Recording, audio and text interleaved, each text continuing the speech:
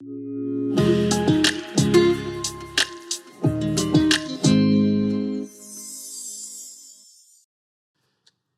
ce matin, on va débuter ensemble une nouvelle série. On vient de terminer notre série Ensemble et on vous avait annoncé que c'était la thématique de l'année. On veut regarder comment on peut vivre l'Église ensemble plus intentionnellement dans la prochaine année. Et cette semaine, on débute une nouvelle série qui s'appelle « Les paroles troublantes de Jésus ». Il y a certainement des passages dans la Bible, des passages bibliques qui sont difficiles à comprendre. Peut-être même que parfois tu vas lire ta Bible, puis il y a des passages que tu vas trouver durs. Peut-être difficiles à comprendre, mais aussi difficiles à accepter. Pourquoi est-ce que c'est là? Qu'est-ce que ça veut dire? Qu'est-ce que Dieu me demande? Puis dans notre nouvelle série, Les paroles troublantes de Jésus, on veut prendre le temps de s'arrêter sur quelques-unes des paroles que Jésus a pu dire dans son temps qui faisaient certainement pas l'unanimité, mais encore quand on les lit aujourd'hui, parfois ça semble peut-être un peu bizarre ou un peu difficile à comprendre ou encore même difficile à accepter. On veut regarder ensemble pourquoi est-ce que ces paroles-là nous troublent? Pourquoi est-ce qu'elles sont difficiles? Est-ce qu'on les comprend bien? Est-ce que ça se peut qu'elles sont difficiles à accepter? On se pose tous des questions sur des passages difficiles ou des choses qu'on entend, des choses que Dieu nous demande dans sa parole ou peut-être des choses qu'on entend à l'Église. Mais on veut en adresser quelques-unes ensemble dans cette prochaine série-là. Parce qu'à l'Église Le Sentier, on croit que la Bible, c'est la parole de Dieu qui nous enseigne la vérité. C'est Dieu qui nous instruit il nous enseigne sur lui, premièrement, sur ce qu'il a fait pour nous et sur comment il veut qu'on vive à la lumière de ces vérités-là. Donc, on croit que cette parole, c'est la vérité et elle mérite qu'on s'y attarde. On veut examiner la Bible avec foi, une foi informée qui a le droit de se poser des questions, puis on peut accepter qu'on ne peut pas tout comprendre. Et par la grâce de Dieu, c'est vraiment un cadeau de Dieu, parce que quand on étudie la Bible, en fait, on a cette bénédiction de pouvoir étudier la Bible ensemble, en Église, s'arrêter sur des passages difficiles et demander à d'autres personnes ou les étudier ensemble en assemblée ou dans nos groupes en mission. On peut se poser ces questions-là et c'est ce qu'on veut voir ensemble. Mais certainement, on veut voir qu'il y a des réponses qui sont satisfaisantes, mais plus que satisfaisantes, qui sont réconfortantes, qui donnent la joie et qui donnent de l'assurance. Et c'est ce qu'on veut pouvoir faire ensemble ce matin. Et ce matin, on va justement aller voir un texte où Jésus va avoir une conversation avec la foule. Et on va regarder ensemble pour le moment la fin de cette conversation-là dans Jean au chapitre 6.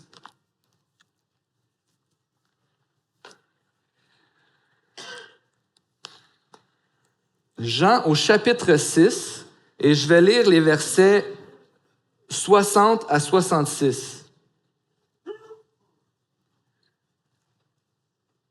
Après l'avoir entendu, beaucoup de ses disciples dirent: « Cette parole est dure.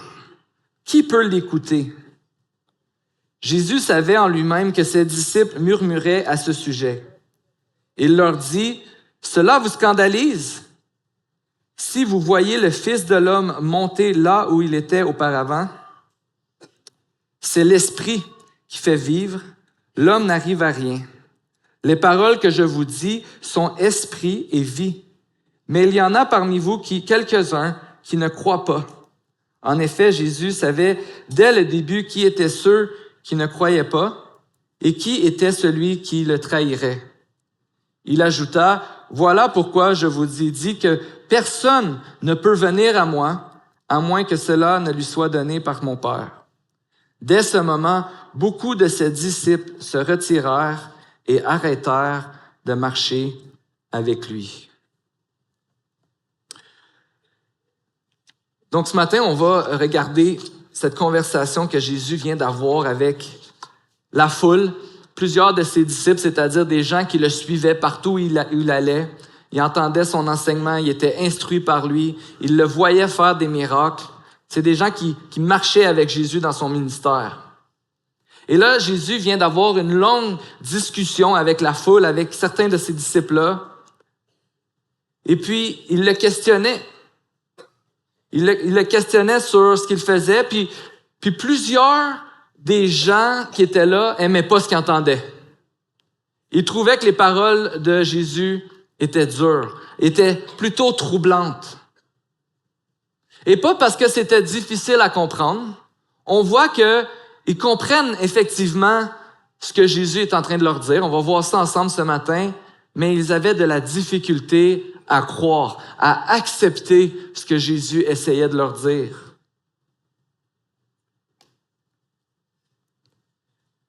On va voir ce matin que Jésus est assez clair sur ce qu'il fait. Puis il va même donner des preuves à la pluie.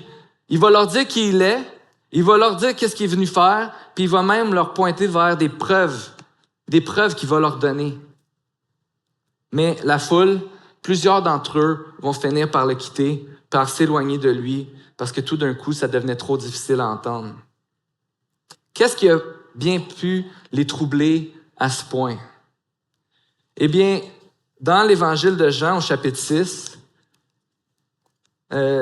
au verset 22, la foule ne trouve pas Jésus. Ils se demandent où est-ce qu'il est passé. Et puis, ils se mettent à le chercher. Et puis là, ils décident d'aller de l'autre côté du lac parce qu'ils ont vu qu'il y avait des barques qui étaient parties. Les disciples étaient partis là-bas. Ils ne comprenaient pas trop. Jésus était avec eux, il n'était pas avec eux. Mais ils le cherchaient. Ils voulaient voir Jésus. Donc, ils ont décidé de prendre des barques. Ils sont allés de l'autre côté du lac. Ils ont retrouvé Jésus dans la ville de Capernaum. Et puis, ce qu'on va voir, c'est que les gens sont pas mal intéressés à ce moment-là à retrouver Jésus. Ils veulent être avec lui. La veille, Jésus venait de faire un miracle, le miracle de la multiplication des pains. Jésus, à partir de presque rien, quelques pains, quelques poissons, venait de nourrir une foule qui avait environ 20 000 personnes. Le texte nous dit plus de 5 000 hommes, sans compter les femmes et les enfants. Jésus va nourrir, avec presque rien, 20 000 personnes. Et l'Évangile de Jean nous dit que les miracles de Jésus servent à démontrer qui est Jésus. Que Jésus est le Fils de Dieu, le Messie tant attendu, le Sauveur du monde. Effectivement, dans Jean 20-30, à la fin de l'Évangile, on peut lire « Jésus a accompli encore en présence de ses disciples beaucoup d'autres signes qui ne sont pas décrits dans ce livre. Mais ceux-ci ont été décrits afin... Pourquoi vous avez vu ces miracles-là? Pourquoi ils ont été écrits dans le livre? Afin que vous croyiez que Jésus est le Messie, le Fils de Dieu, et qu'en croyant, vous ayez la vie en son nom.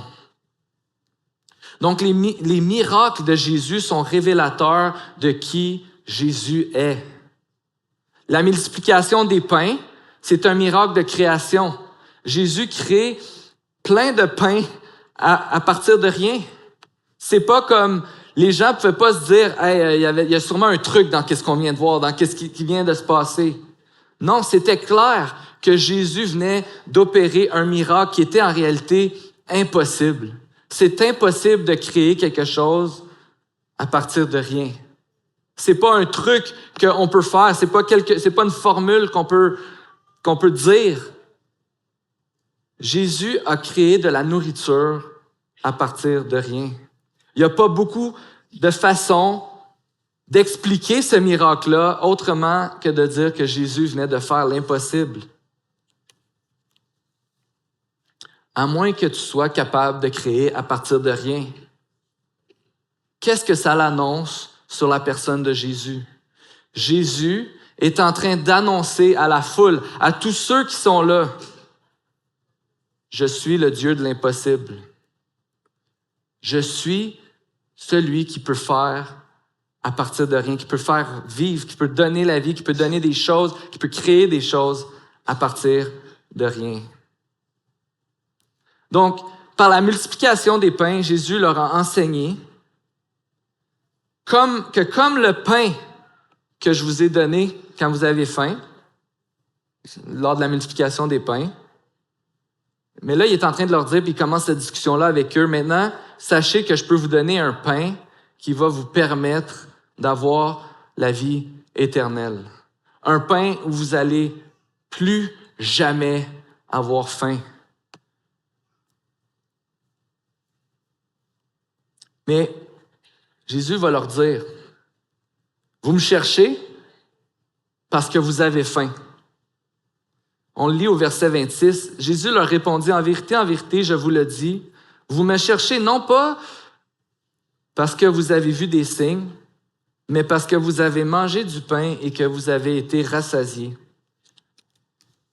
Donc, Jésus est en train de reprendre la foule ici.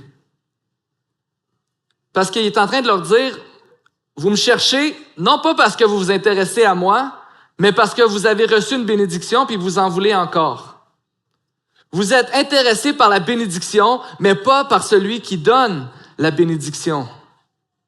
On pourrait se demander, mais est-ce que c'est mal de recevoir une bénédiction? Est-ce que c'est mal de recevoir quelque chose de bien du Seigneur? Est-ce que c'est mal de demander à Dieu la santé quand je suis malade? Ou encore de lui demander de l'aide quand ça va pas, quand je vis une situation extrêmement difficile? Absolument pas.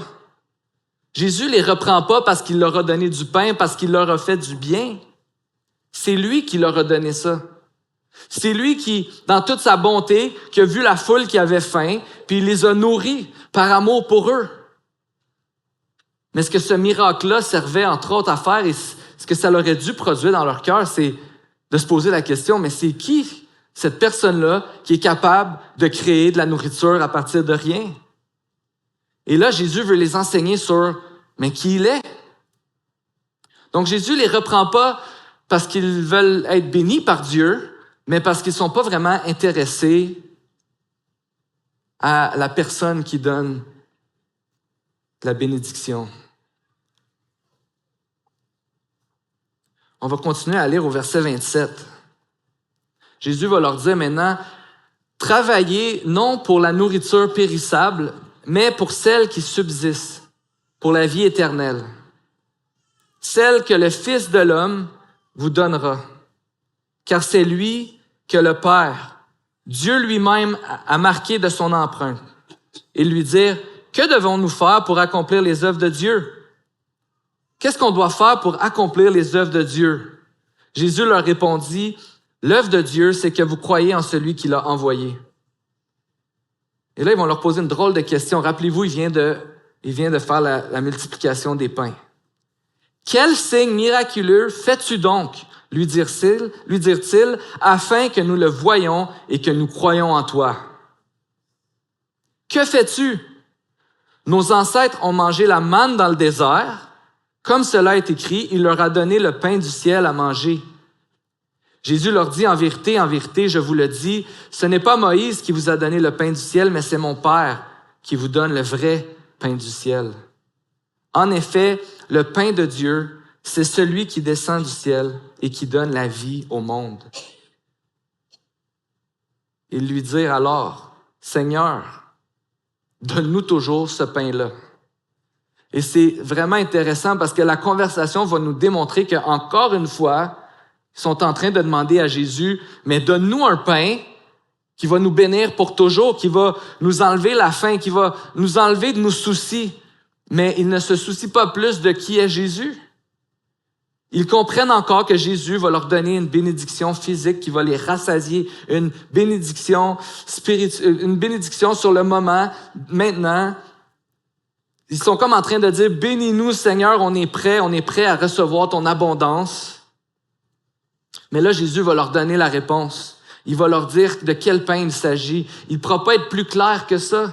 Il va leur dire, c'est moi qui suis le pain de vie. Celui qui vient à moi n'aura plus jamais faim, et celui qui croit en moi n'aura jamais soif.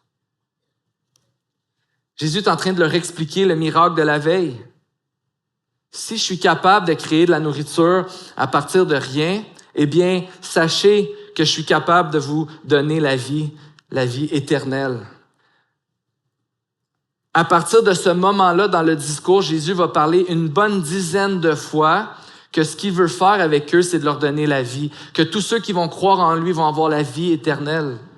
Ceux qui vont croire en son nom, ceux qui vont croire dans ce qu'il va faire, il va leur donner la vie, une vie abondante.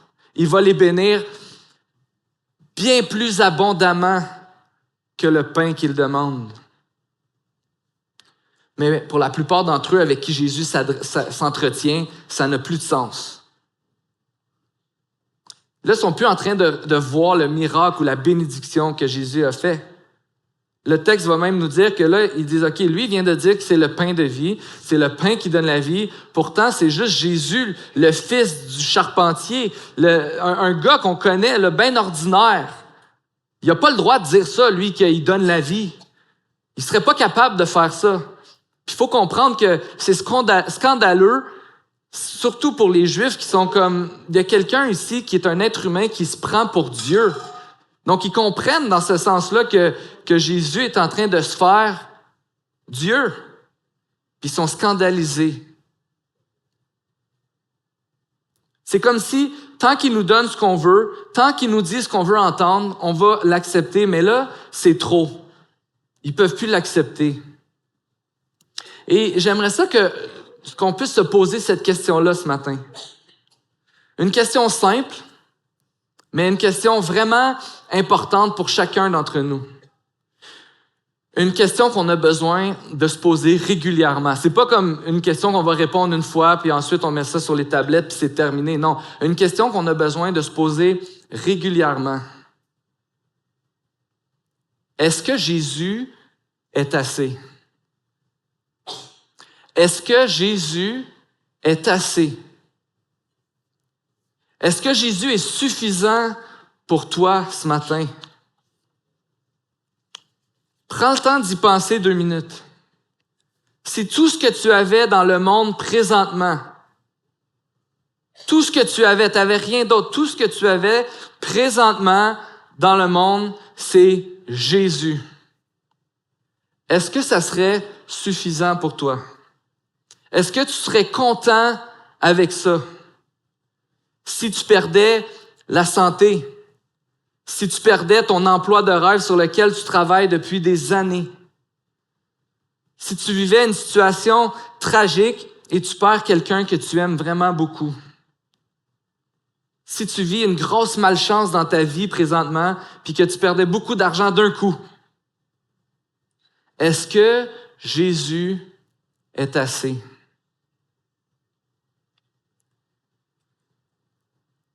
Est-ce que pour toi, le fait que Jésus dit ce matin, dans Jean 6, « Je suis le pain de vie. Je suis celui qui donne la vie. » Une vie plus abondante que toutes les bénédictions que tu pourrais avoir. Encore une fois, je l'ai dit tantôt, il n'y a rien de mal à recevoir des bénédictions de Dieu. Dieu, c'est un bon Père qui veut nous faire du bien, qui veut nous donner. Il veut prendre soin de nous. Il prend soin de nous. Mais ce qu'il veut aussi, c'est être la première place dans nos vies. Il veut qu'on puisse reconnaître que c'est lui qui nous donne la vie. Et ce que Jésus est en train de nous dire ici, c'est que quand tu reconnais que je suis plus précieux que toutes les bénédictions que tu peux avoir, tu vas être béni outre mesure, plus que tu n'aurais pu jamais être béni dans ta vie. Est-ce que Jésus est assez?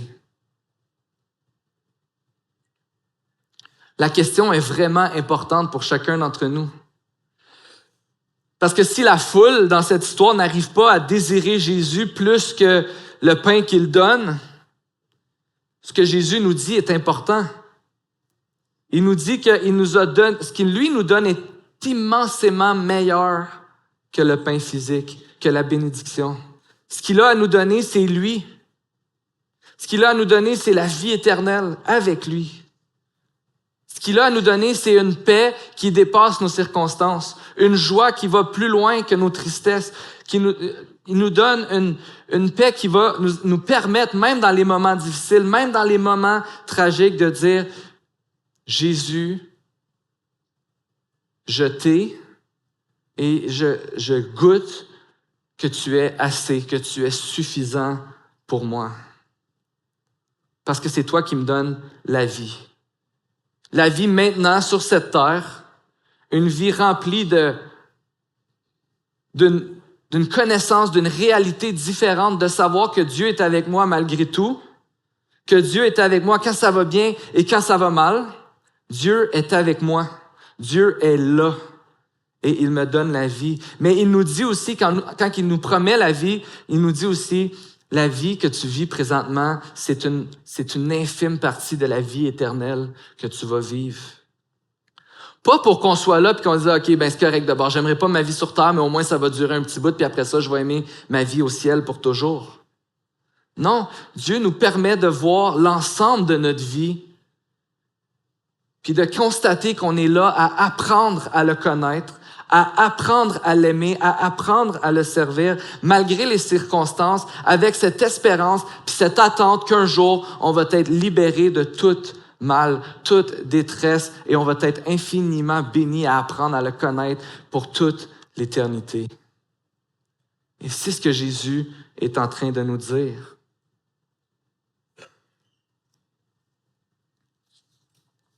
La question est importante à se poser parce que quand l'épreuve frappe, à nos portes, on va se la poser. Quand les moments difficiles arrivent, on se pose cette question, peut-être sous différentes formes, mais on se pose ces questions. Jésus, est-ce que tu es assez? Jésus, est-ce que tu es assez fort pour me sortir de ça? Jésus, est-ce que tu es assez important pour que je laisse tomber cette chose-là? Jésus, est-ce que tu es assez aimant malgré que je vis des choses si difficiles? Est-ce que tu es bon? Est-ce que tu es puissant? Est-ce que tu es assez? Quand l'épreuve frappe, on se pose constamment ce genre de questions-là. Puis à ce moment-là, ça se peut que pour nous, les paroles de Jésus soient difficiles, soient troublantes, soient dures, parce que c'est pas ce qu'on est prêt à entendre. Mais pourtant, Jésus nous promet que ces paroles, et au verset 63, je l'ai lu tantôt, mais à la fin, encore une fois, du discours, il va dire, c'est l'esprit qui fait vivre, l'homme n'arrive à rien, les paroles que je vous dis sont esprit et vie. Alors, quand on est enfant de Dieu, quand on appartient à Jésus, quand Dieu est notre sauveur, toutes ces paroles qui nous disent dans notre cœur, dans notre tête que Dieu n'est pas assez, c'est des mensonges. C'est des mensonges qu'on se dit ou qu'on entend. Parce que la vérité, c'est qu'en Jésus, Dieu nous donne la vie. Dieu nous donne la victoire. Dieu nous donne ce qu'on a besoin pour persévérer. Dieu nous donne même, dans les moments les plus difficiles, cette capacité-là de juste savoir qui est là. Dieu nous donne le droit de le questionner. Dieu nous donne le droit de ne pas comprendre. Mais Dieu est là. Et il nous rappelle, d'une manière ou d'une autre, c'est assez. Pour moi, dans ma vie, ça a été à un moment donné, je me questionnais, je me posais ce genre de questions-là. Est-ce que tu es bon, Dieu? Est-ce que tu es assez? Et je me souviendrai toujours la fois où j'étais dans un rassemblement, comme ce matin, c'était pas un dimanche matin, c'était dans un camp, un rassemblement comme ça. Et moi, j'avais le cœur lourd. J'avais pas envie de chanter. J'avais pas même envie, et là, c'est peut-être pas la chose winner à dire quand t'es un pasteur, j'avais pas le goût d'être là ce matin-là dans l'église. J'avais le cœur lourd. Et à un moment donné, les gens chantaient. J'écoutais les paroles. Puis c'est venu de nulle part toucher mon cœur.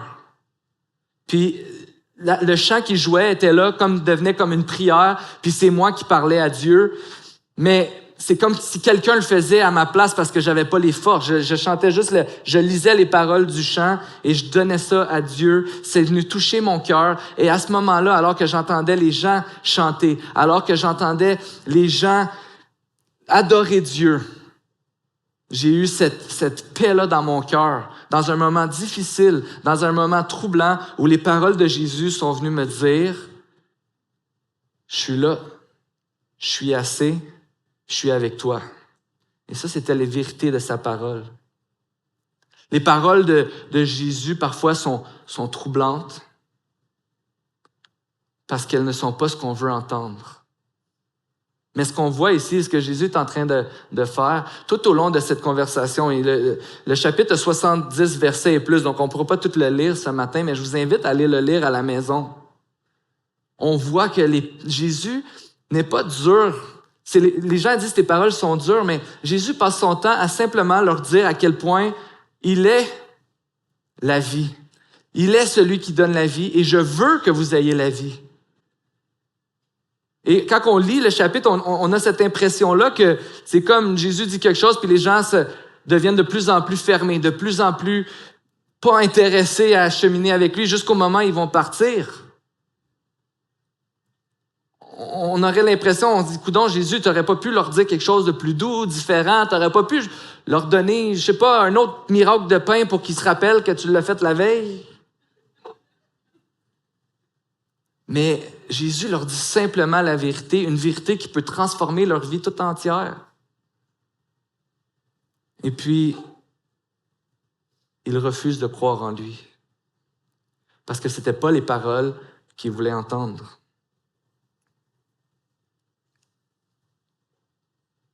Et puis, mais comment est-ce qu'on peut être certain que Jésus est assez? Comment peut-on être certain que Jésus est suffisant pour nous dans nos vies? On va continuer à regarder ensemble qu'est-ce que Jésus va dire à la foule. Parce qu'à ce point-ci, la foule est troublée. On voit qu'ils murmurent entre eux, sont scandalisés. Et là, Jésus les entend. Il sait là, qu'ils ne sont pas d'accord avec ce qu'il est en train de leur dire. Et Jésus il a dit, je suis le pain de vie. Puis là, il va pousser son analogie du pain un peu plus loin, avec ce qu'on va entendre, une autre parole troublante de Jésus. Jésus leur dit, en vérité, je vous le dis, si vous ne mangez pas le corps du Fils de l'homme, et si vous ne buvez pas son sang, vous n'avez pas la vie en vous-même.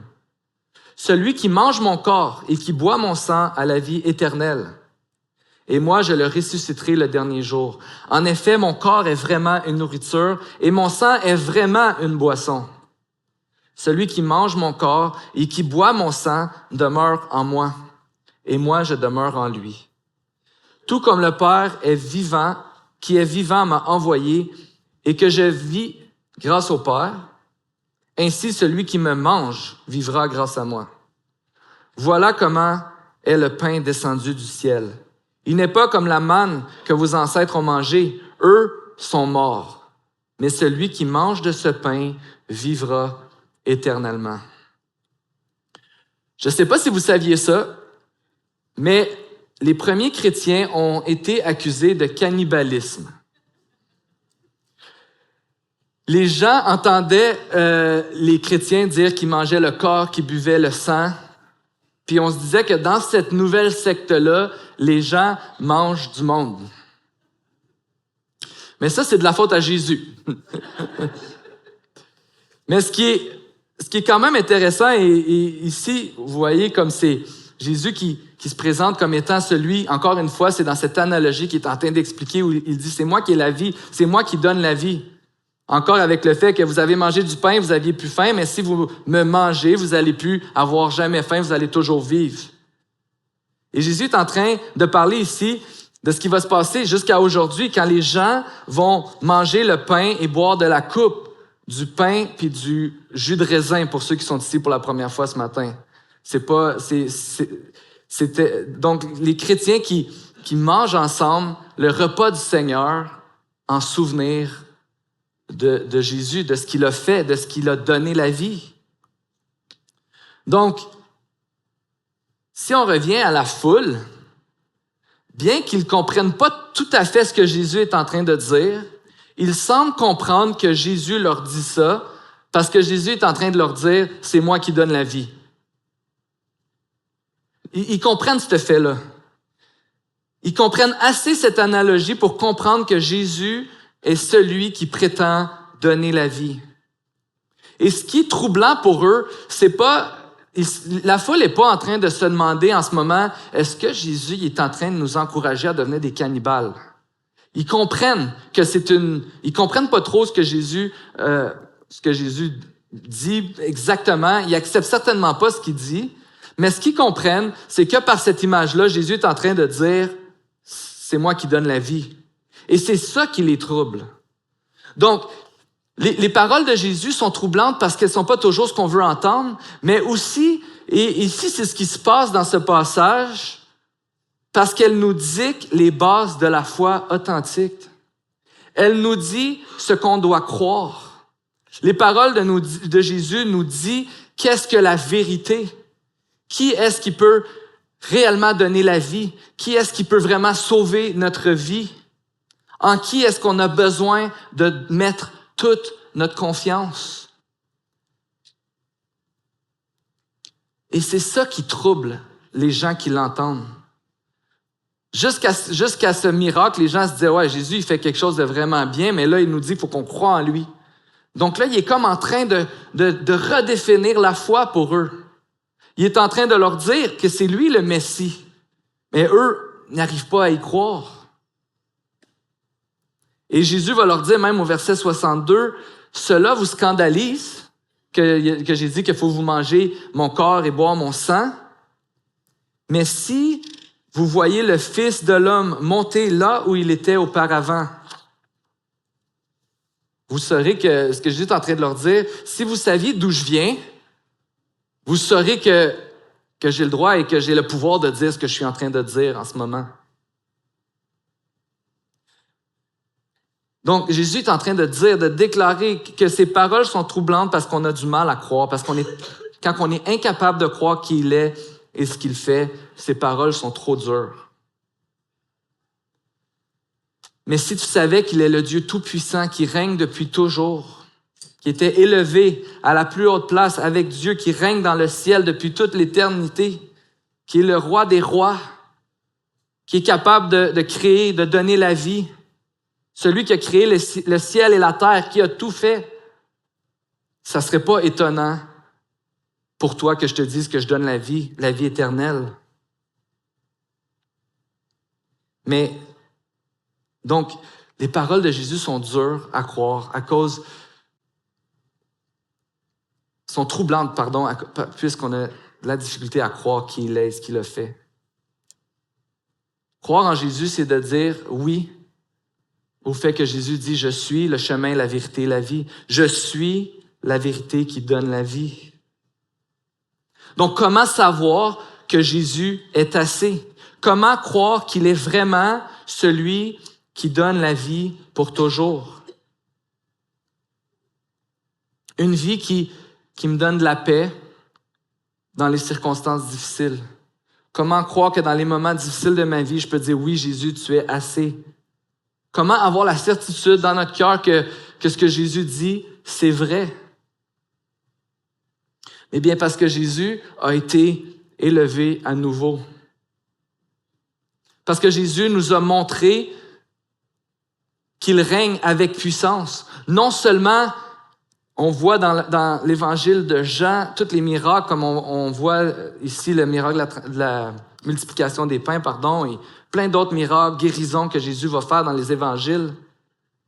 Mais Jésus va nous montrer qu'il règne avec puissance alors qu'il va être élevé à nouveau. Mais son élévation va passer par la croix.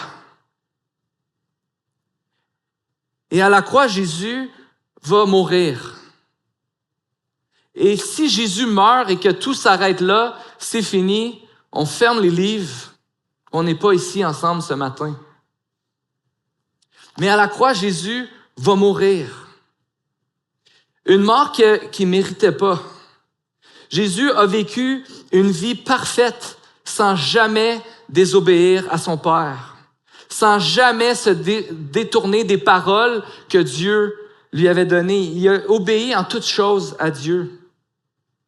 Son Père était toujours assez pour lui. Dieu était toujours assez pour Jésus. Mais Jésus a accepté de venir prendre notre place à la croix. Oui, parce que la Bible nous dit que le salaire du péché, c'est la mort. Ce que nous méritons par nos fautes, par notre désobéissance à Dieu, par le fait qu'on était séparés de Dieu, c'est la mort. Jésus a accepté de venir prendre à notre place à la croix, la mort qu'on méritait. Parce qu'il nous avait promis dans Jean 6 et bien ailleurs la vie. Jésus a pris notre mort et il nous a donné sa vie. Il nous a donné sa vie parfaite pour qu'on puisse vivre avec lui pour toujours. C'est ça que Jésus est allé accomplir à la croix, nous donner la vie éternelle. Jésus a vaincu la mort. Jésus est ressuscité. Jésus a démontré sa puissance en tuant la mort, en défaisant l'ennemi numéro 1 du péché. La conclusion du péché qui était la mort pour tous, Jésus est allé vaincre la mort pour qu'on puisse avoir la vie pour toujours. Pour qu'on puisse avoir cette assurance qu'il règne et que ses paroles ne sont pas dures, mais qu'elles sont vie et qu'elles donnent la vie. Je vais demander à l'équipe de louange de se joindre à moi. Donc, la bonne nouvelle pour nous, frères et sœurs, ce matin, c'est que quand on est troublé par une parole de Jésus, qu'on est troublé par ce qu'on vit dans nos vies présentement, quand on lutte avec ce qu'il nous demande, que ce soit parce qu'on lutte avec l'obéissance ou parce qu'on a du mal à croire à une de ses paroles, on peut toujours se tourner vers lui. On peut toujours se tourner vers Jésus et avoir la confiance qu'il est celui qui donne la vie. Jésus nous donne plus que ce qu'on demande. Il nous rappelle qu'on a la vie en lui. Jésus nous réconforte par ses paroles et par sa présence dans nos vies. Et il nous appelle à déclarer jour après jour qu'il est assez, qu'il est celui qui donne la vie. Il nous appelle à déclarer, à croire en lui. Mais rappelons-nous que dans tous nos questionnements et nos incertitudes et notre incompréhension, on peut se tourner vers lui parce que c'est ses paroles qui ont ce véritable pouvoir de nous donner la vie. On n'est pas seul, frères et sœurs, dans nos questionnements. On n'est pas seul dans nos luttes. Dieu est avec nous et Dieu nous donne son Église pour qu'on puisse cheminer ensemble et déclarer que Jésus est notre roi et qu'il est assez. Prions ensemble. Merci Jésus pour ta bonté dans nos vies. Merci pour tout ce que tu fais pour nous. Merci pour ton amour. Et je te prie ce matin que tu puisses toucher nos cœurs, que tu puisses toucher les âmes qui sont troublées en ce moment, que tu puisses toucher ceux qui vivent des moments difficiles et leur rappeler qui tu es. Si c'est quelqu'un qui est ici pour la première fois ce matin et qui entend ce message, que tu es celui qui donne la vie, qui est mort à la croix pour nous pardonner nos péchés, pour nous donner cette nouvelle vie avec toi. Je te prie, Seigneur, que tu puisses toucher cette personne ce matin, que tu puisses donner la vie. Merci parce que tu es avec nous. Et on te prie, Seigneur Jésus, que tu puisses nous encourager tout au long de cette semaine et que dans tout ce qu'on va vivre, on puisse se rappeler que tu es suffisant. Et merci pour tout ce que tu nous donnes en plus, parce que c'est une grâce qui vient de toi. C'est dans ton nom qu'on te prie, Jésus. Amen.